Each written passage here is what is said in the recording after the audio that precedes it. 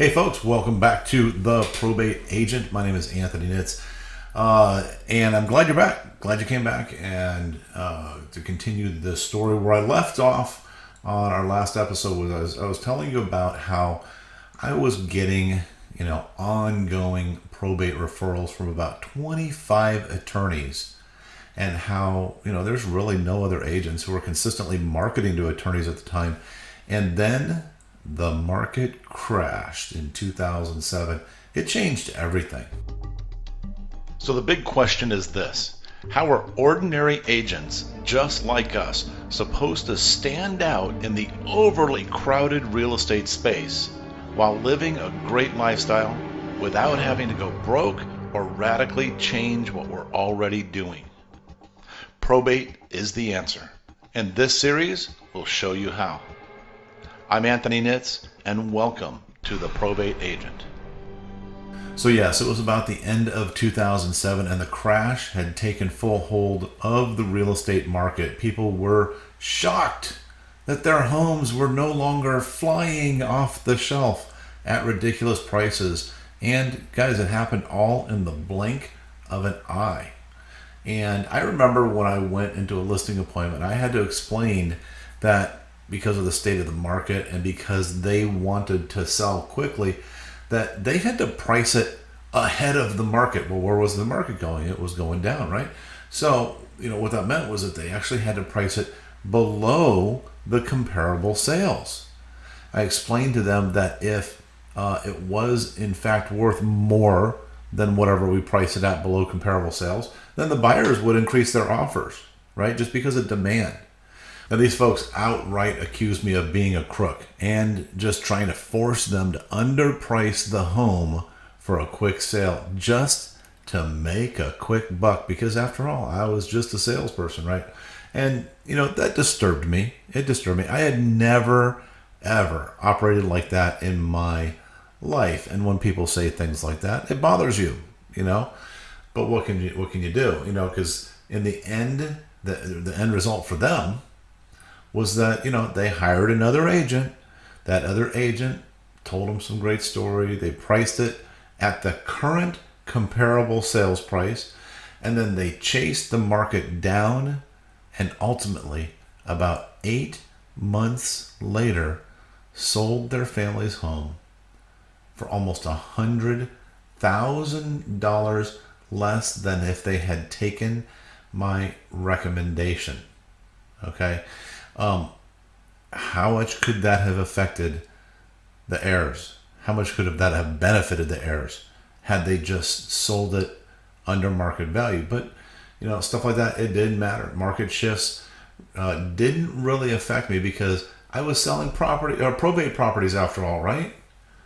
People are dying every day. So I had sustainable and market-proof business, right? Well, not exactly, because for me, I believed that it was sustainable just because of that fact. Like I said, people are dying every day. But despite the number of homeowners who were passing away every single day, I was hit something that caught me off guard. A couple things, actually. You see, I believe that because estate planning, probates, and wills and trusts, they were the mainstay of the attorneys that I was working with, that they would not be affected either. I believed that they would all quietly sit by, with me and watch the market shift, pass us right on by, and continue living the high life. Boy, was I wrong. It wasn't until the end of 2008, early 2009, that, I really started feeling the pinch. I noticed increasingly that the referrals were definitely not flowing like normal. What could be happening? But it really wasn't hard to figure out. Even though people were dying and their heirs had to manage the property, they were finding out, in a lot of cases, that the property was worth less than what was owed. There was no equity to share amongst the heirs. There wasn't even enough equity to pay the executor to manage the property. So families were simply having a fire sale, selling all the stuff inside the house, the furniture, the appliances, knickknacks, pawning off any collectibles that try to make the a little inheritance. But there was no point whatsoever of listing the property with me, or anybody for that matter, and going through all the hassle of doing a short sale. As a matter of fact, at the time, short sales weren't even hardly a thing yet. The families would just let it foreclose and be done. Just let it go. Why all that hassle? What do they get out of it? In some cases, they even rented it out or lived in it up to the very day when the sheriff evicted them. It was getting crazy with that, at that time with the market and everything. But because attorneys get paid based on a percentage of the entire probate estate, which includes the house, which is typically the highest price ticket in the estate, and people were not even going through the probate process, the attorneys weren't making sales either. The attorneys were being heavily affected by the downturn in the market.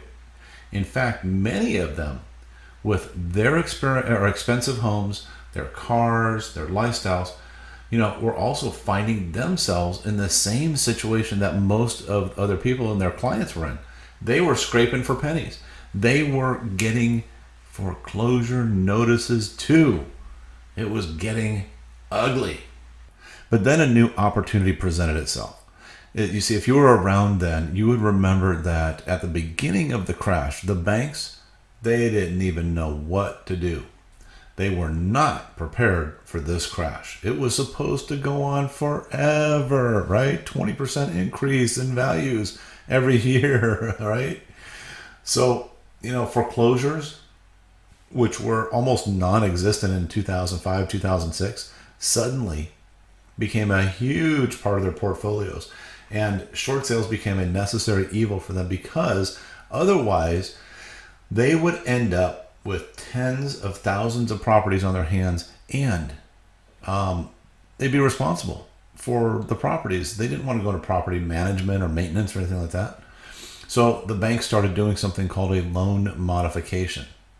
This came about because the banks didn't want to own the property, like I said, but they were also starting to get a lot of pressure from the government because of all the cries of predatory lending, which in my opinion, I thought was a bunch of garbage. My take on it, just because of the way I operate, I guess, if you sign the loan documents that had horrible terms, it's no one's fault but your own.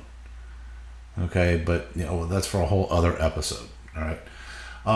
In any case, because of this new thing called loan modifications and the difficulties that the attorneys had, and because there was no real regulation on the loan modifications, lots of attorneys, including all the ones that I was working with, jumped into loan modifications head first. They were offering loan modification services for substantial upfront fees, and eventually for even a percentage of the modification that they made. The interesting thing about the loan modifications was that they had a huge failure rate. At best, most of them were just delaying the inevitable. That's all they were doing. And most of those homeowners were still foreclosed on and still lost their home, even after paying thousands to an attorney. But it's just what it was. That was the market. Some were getting the loan modifications, but not many. But because many of these attorneys, were starting to recover financially, or at least stay afloat during this turmoil offered by offering loan mods, none of them were focusing on probate. Basically for the reasons I just mentioned. So they were kind of going, okay, back, breath of fresh air, we're making money. They had to work harder than they did on probate, that's for sure. But they had a sustainable business that they could have and feed their families, right? And I thought to myself, that's okay, no problem. I'll just swing into the foreclosure and short sale market. And since I already had relationships with these attorneys, they should be totally happy referring me to people that needed to sell their home via a short sale, right? Well, surprise, surprise, I was wrong again. You see, there's a funny thing that happens to relationships when it's based on money. And what I mean is, in the past, I would sell a probate house, and because of the way I do it, I sell it fast, really fast. And the attorney would get paid all their probate fees, and they were totally happy with that. And I was happy, and everybody else was happy. But now, there was no real benefit for the attorneys to refer their short sale clients to me. If they negotiated the short sale, they were only making about $1,000 to $3,000, which was much less than they would on an average probate case. So in addition to that, they were only, about 50% probability at that time that the short sale would even get approved anyways, if they were getting involved in that, about 50% before it was even taken back by the bank. So their average customer value, was decreased significantly because of it. So suddenly these attorneys started looking at me like I was the greedy wolf who was just trying to make a killing off of their hard work and efforts and give nothing in return, by taking referrals from them. At first, they started asking me for referral fees. And honestly, between you and me, I was okay with that at the time, because it was the difference between, me and my family starving as well, or keeping my bills paid. But we all know that unless someone has a broker's license, we can't pay referral fees legally, right? My broker put a stop to it pretty darn quick. So suddenly, those attorneys were dust in the wind. They were just dust in the wind. Sure, I could have paid them out of my own pocket and skirted the law, but I wasn't willing to risk my license for that. And then some of the remaining attorneys started asking for a fee per lead. They were selling short sale leads, in some cases up to $1,000. Now, there's nothing wrong with buying leads, because lots of agents do it, but you know as well as I do that there's a night and day difference between a referral and a lead. The referrals I got for the probate sales were almost a certainty that I got the listing, unless, of course, they had a nearby relative who was an agent that they wanted to use, right?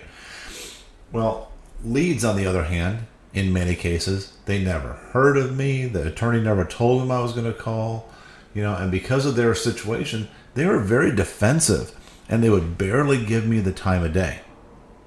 Also, because it was foreclosures, I, again, was looked at as the bad guy just trying to steal people's money in the form of commissions. It was really a bit taxing and, kind of made me weary. So, in a couple short years, my entire probate business was basically gone. Those attorneys were basically tainted and grumpy because they went through all this, as well. In fact, about half of the attorneys that I was working with, after a few years into this whole loan modification wave, they ended up getting either disbarred, or in a couple of cases went to jail for predatory practices and or fraud, other things. But at that time I was glad not to be associated with them. But in the meantime, I still had to survive. I had to do something that kept me standing out and profitable. I knew that probate was still a very viable option, and I wasn't about to let it go, because I knew, just like before, the competition was easy to beat. I just had to figure out that next step. I knew that new attorneys who were not tainted by the market crash were coming into the marketplace and were still a good option. But honestly, I didn't want to have to rely on them. It took me a little while to figure it out, but I did. We'll talk more about that on the next episode. Thanks for listening. Hey, thanks for listening. Please remember to subscribe right here where you're listening to us right now, and any of your other social media platforms. And leave feedback for me. It's really important to me, and it helps us out. Do you have a question that you want answered live on the show? Go to theprobateagent.com to submit your question or even to get an opportunity to be interviewed. For my agent friends, you'll also find additional content and some freebies there that you can download right now. Until next time, let's put the pro back into probate.